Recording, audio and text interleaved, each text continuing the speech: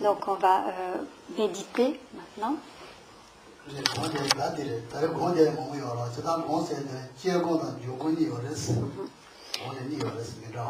Donc, de manière générale, lorsque l'on parle de méditation, il y a deux formes de méditation. La méditation analytique et la méditation de concentration.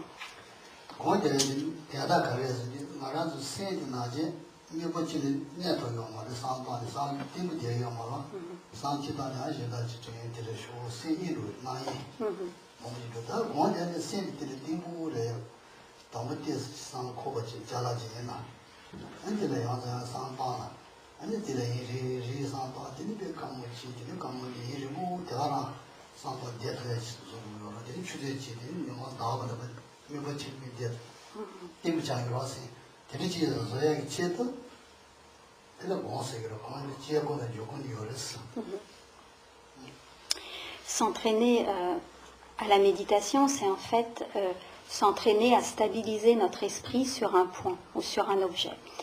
De manière générale, lorsque l'on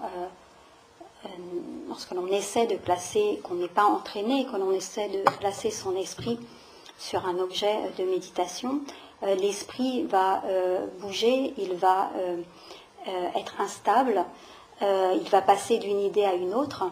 Et donc l'entraînement à la méditation consiste à stabiliser notre esprit sur un objet, donc que ce soit un objet fixe ou que ce soit une méditation analytique. Parce que, comme on l'a dit, donc il y a deux types de méditation. La méditation qui consiste à être concentré sur un point ou sur un objet, et la méditation analytique où l'esprit a davantage de mouvement, bien qu'il soit concentré sur son objet.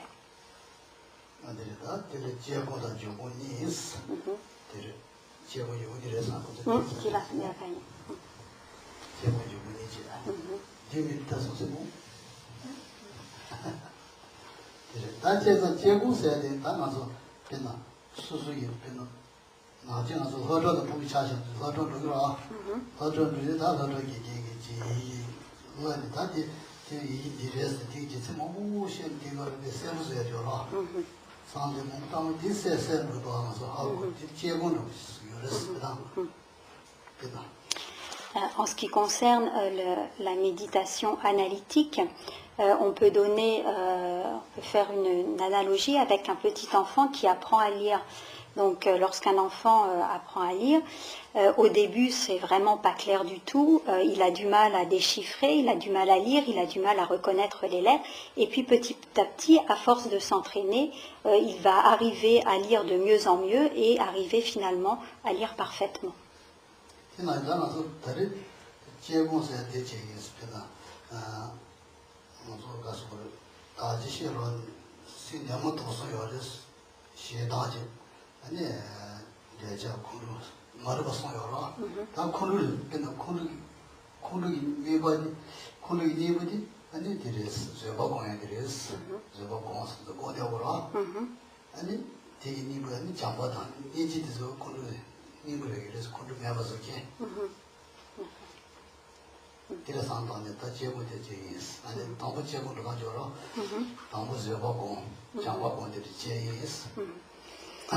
Et donc, de la même manière, par la méditation analytique, on va habituer progressivement notre esprit à devenir de plus en plus performant par rapport à une perturbation mentale. Donc, de manière générale, il y a trois perturbations mentales de base. Ces trois perturbations mentales racines ou de base sont l'ignorance, le désir-attachement et l'aversion. Et si on veut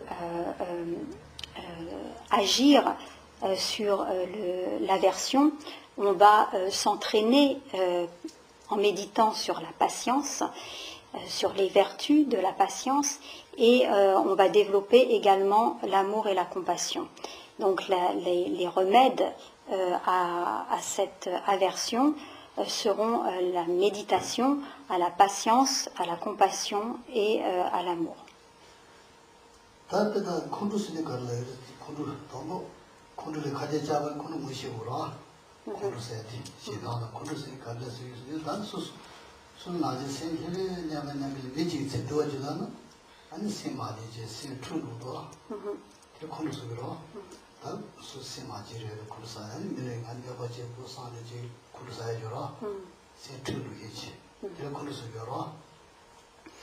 Ce qu'on appelle déjà, donc pour pouvoir méditer sur la patience, il faut bien comprendre ce qu'on appelle la colère et en quoi elle est négative. La colère, en fait, c'est un trouble qui survient lorsque notre esprit est ordinairement calme, apaisé, et qu'une circonstance fait que notre esprit va tout d'un coup se trouver troublé. Par exemple, si quelqu'un nous dit des mots désagréables, la colère va naître dans notre esprit.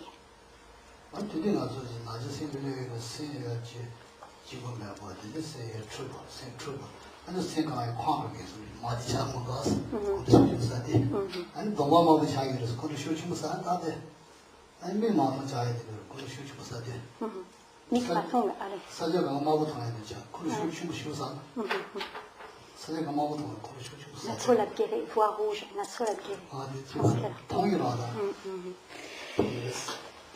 et donc en fait, lorsque nous nous mettons en colère, notre esprit va être non seulement troublé, donc il va perturber notre paix intérieure. Cette colère va perturber notre paix intérieure. Nous allons être extrêmement agités, nous allons être mécontents ou malheureux ou mal à l'aise. Et nous allons avoir l'impression que cette colère envahit l'esprit, c'est-à-dire qu'elle remplit complètement notre esprit, qu'il n'y a plus rien d'autre que cette colère. Et Geshe-la dit, il y a même des gens, lorsqu'ils sont très en colère, qui arrivent à voir rouge. Et c'est marrant, puisque je lui disais qu'en français, on a l'expression voir rouge.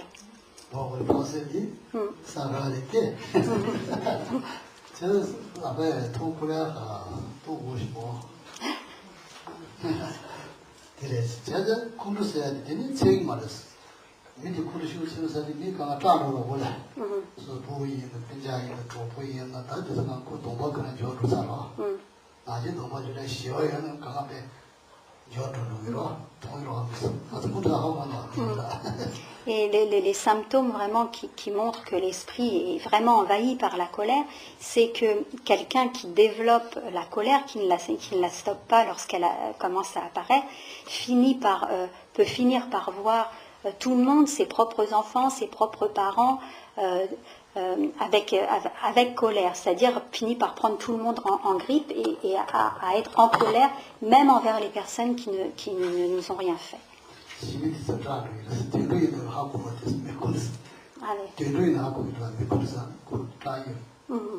Et les animaux, par exemple les chats ou les autres animaux, perçoivent très bien quand quelqu'un est en colère, ils le perçoivent et ils ont peur, ils s'éloignent.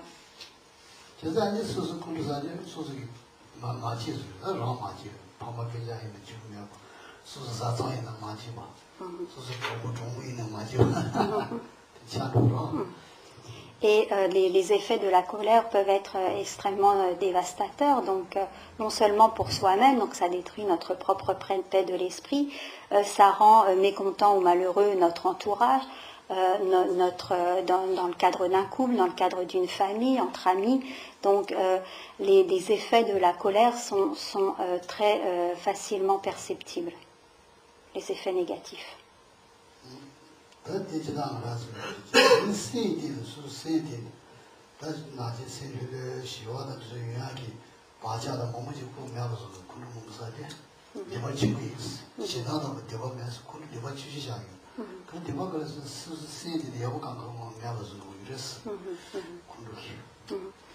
Et en fait, la colère est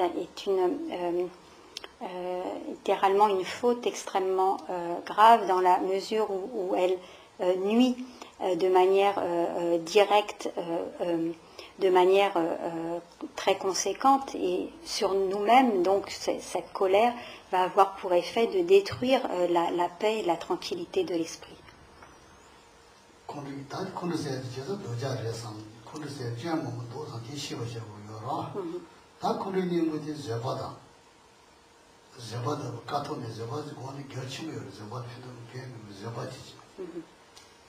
Donc, la méditation va consister dans un premier temps à examiner donc tous les aspects négatifs de la colère, tout ce qu'elle engendre comme négativité, comme mal-être, etc., et comme souffrance.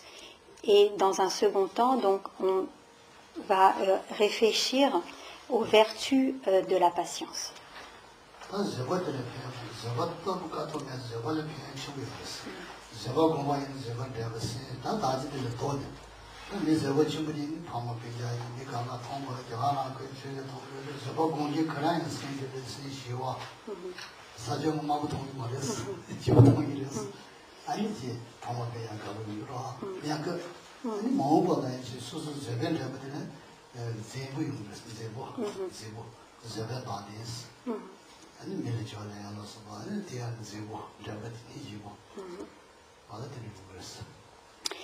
Et les vertus de la patience sont en fait exactement le contraire de ce qu'on a dit sur la colère, donc sur les négativités de la colère.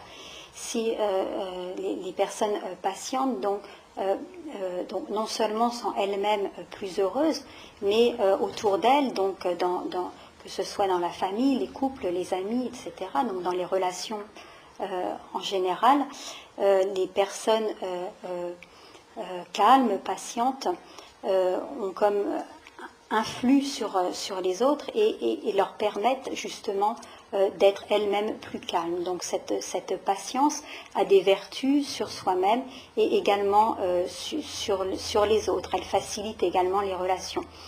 Et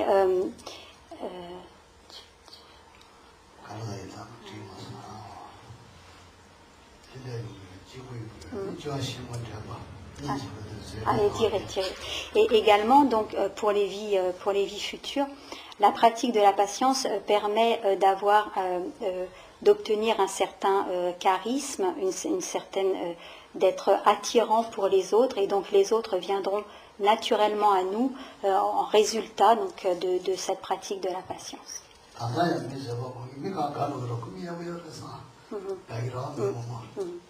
Et tout le monde. Et grâce à cette pratique de la patience, donc dans les vies futures, les gens, cela nous permettra d'être appréciés par autrui et donc de pouvoir leur être bénéfiques car nous attirerons les gens à nous.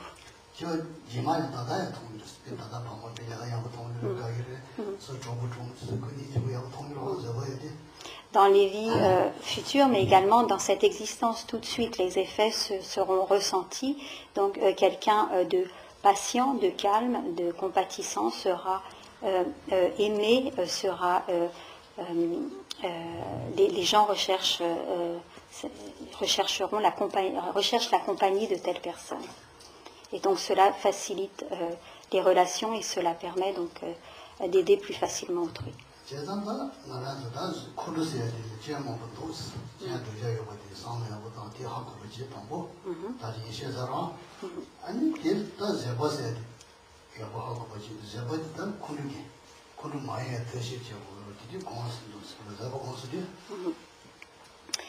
Et donc, lorsque l'on médite et lorsque l'on veut développer la patience, on commencera par réfléchir à tous les défauts de la colère et à générer de l'enthousiasme, de l'enthousiasme pour pratiquer la patience qui est le remède à cette colère.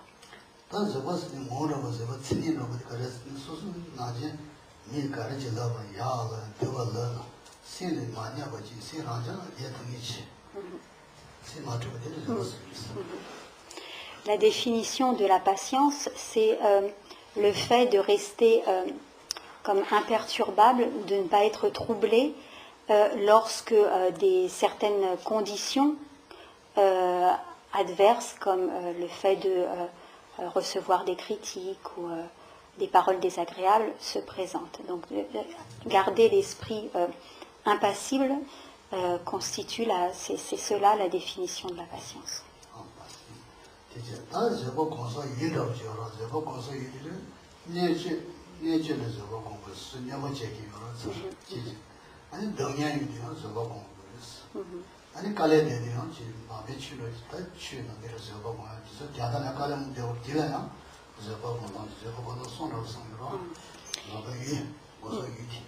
Essentiellement, il y a 3 objets de patience, ou on va dire 3 occasions durant lesquelles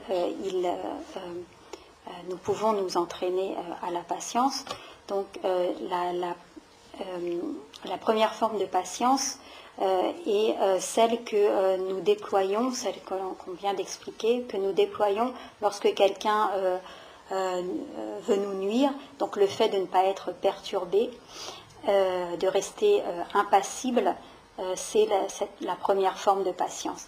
La seconde forme de patience, c'est la patience par rapport à la souffrance. Donc le fait de ne pas se mettre en colère, de ne pas être troublé par les expériences de souffrance. Les expériences de souffrance ou de difficulté. Et la troisième forme de patience a pour objet l'ensemble des difficultés que nous pouvons rencontrer dans la pratique du dharma, les obstacles, les difficultés rencontrées lors de la pratique du dharma. Donc le fait de ne pas générer de colère, mais au contraire de rester imperturbable face à ces difficultés. Donc cet entraînement de l'esprit est la troisième forme de patience.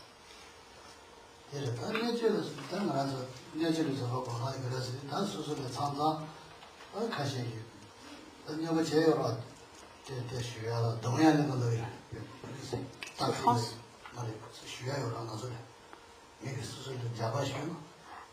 Frapper.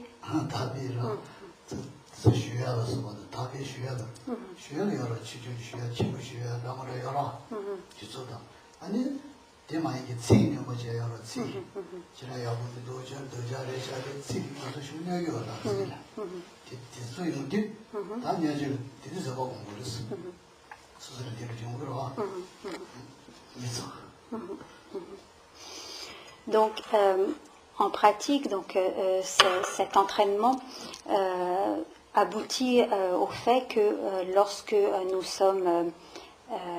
nous rencontrons des difficultés, donc la première forme de patience, lorsque nous rencontrons des difficultés par rapport à des individus qui veulent nous nuire physiquement, donc par exemple en nous frappant, nous restions impassibles intérieurement, c'est-à-dire que nous ne perdions pas notre calme. Ceci est l'entraînement à la première forme de patience. Également, lorsque l'on nous dit des mots blessants, des critiques, donc toutes sortes de paroles désagréables, le fait de rester impassible rentre également dans le cadre, de ne pas perdre son calme intérieur, rentre également dans le cadre de cette première forme de patience.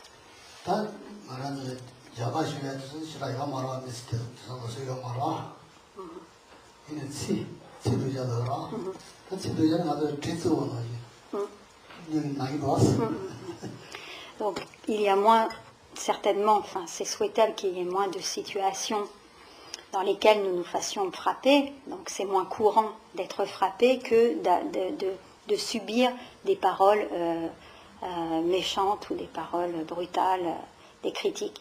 Mais donc Geshe-la dit que certaines paroles peuvent être comme des couteaux qui pénètrent dans notre corps, peuvent faire aussi mal, être aussi blessantes que des couteaux, que des couteaux.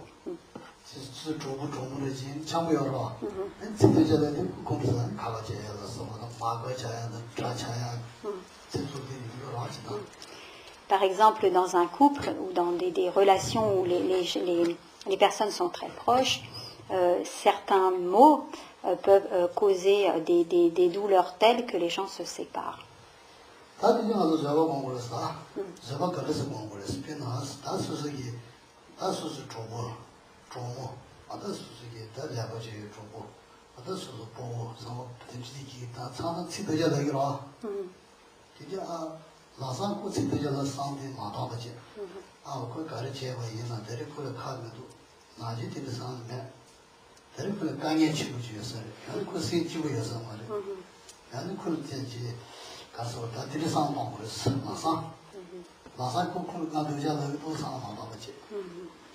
Donc, par exemple, donc en pratique, dans la vie de tous les jours, lorsque, par exemple, des proches, donc mari, femme, parents, enfants,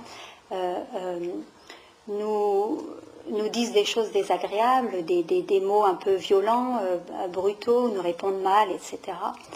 Lorsque de telles situations se produisent, plutôt que de se focaliser sur ces mots et donc de se mettre immédiatement en colère, ce qu'il convient de faire, c'est de se dire que d'habitude cette personne est plutôt gentille, agréable, et que si elle se conduit comme cela, peut-être a-t-elle un problème passager, peut-être n'est-elle pas heureuse en ce moment, peut-être vit-elle une difficulté particulière, et donc plutôt que de répondre spontanément, enfin de générer de la colère, essayer donc de prendre une certaine distance et s'interroger sur ce qui ne va pas chez l'autre, ce que l'autre peut vivre comme difficulté en ce moment.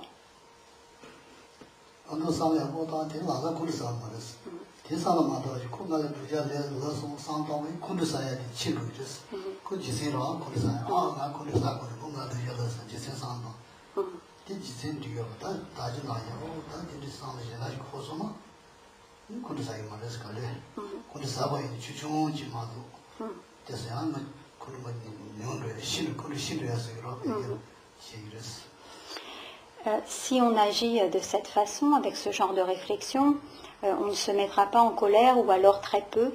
Et en tout cas, cela permettra de calmer, d'apaiser une colère qui autrement aurait été beaucoup plus importante. Donc, il ne faudra pas réagir donc de suite en se mettant en colère et en se focalisant sur les mots blessants. Mais il faudra au contraire donc prendre de la distance et essayer donc de réfléchir à ce que l'autre pourrait éventuellement endurer lui-même comme difficulté.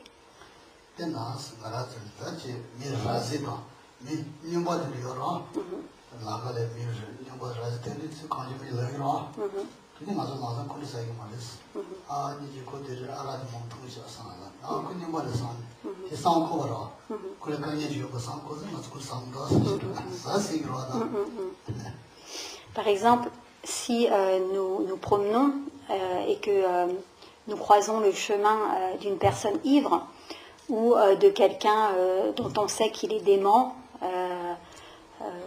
on ne prêtera pas attention aux éventuelles paroles qu'il pourrait, on ne se mettra pas en colère si cette personne nous dit des mots désagréables. On ne le prendra pas en compte. Donc on ne se mettra pas en colère face à ces personnes.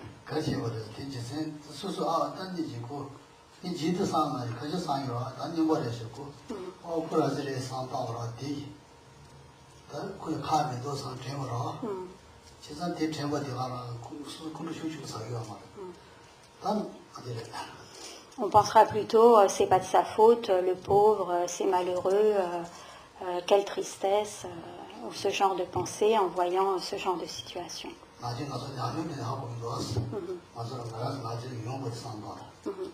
Donc il faut, lorsque l'on médite, on peut réfléchir par rapport à des situations que l'on a déjà expérimentées. Donc tout le monde a déjà expérimenté ce genre de choses.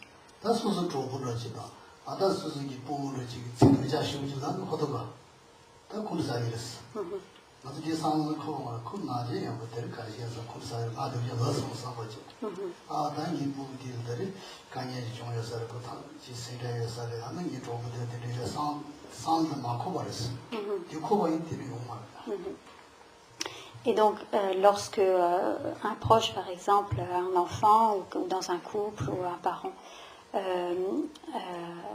aura une attitude un peu désagréable envers nous, lorsqu'il nous dira des mots blessants, nous penserons « Ah, qu'est-ce qui se passe, le pauvre, il doit avoir une difficulté, d'habitude il n'est pas comme ça, peut-être que je pourrais l'aider, etc. »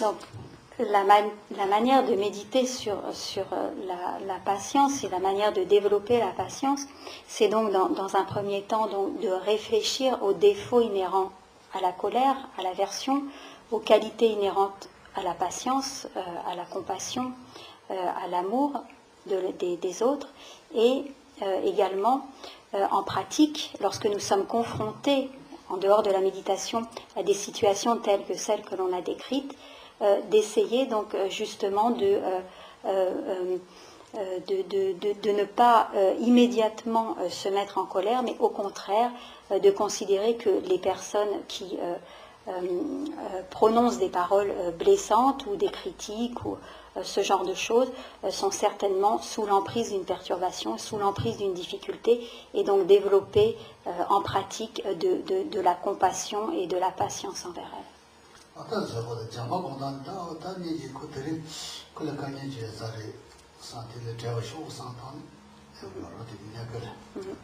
Et donc on pensera, donc on développera de la compassion qui consiste à souhaiter que l'autre ne souffre plus, soit affranchi de ses souffrances, et on pensera le pauvre, en ce moment il doit avoir des difficultés, il doit être en souffrance, et donc puisse-t-il être affranchi de ses souffrances, puisse-t-il ne plus souffrir. Donc au lieu de se focaliser sur soi, plutôt avoir une attitude altruiste et développer de la compassion. Et on développera également de l'amour en se disant « puisse-t-il être heureux ».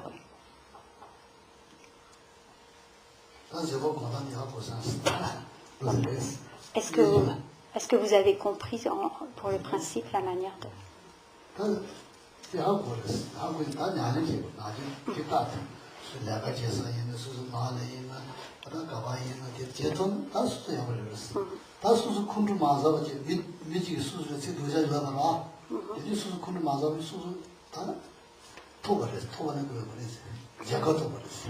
Gagner.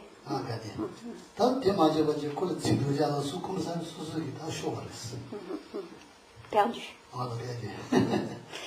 Donc, en fait, il est important, donc, en dehors des sessions de méditation proprement dites, donc que ce soit au travail, n'importe où, donc dans nos relations sociales en général, de profiter de toutes les occasions que nous rencontrons pour pratiquer la patience, en développant donc l'amour et la compassion. Donc ce n'est pas juste en méditant sur son coussin, mais également en pratiquant la patience au quotidien. Et donc si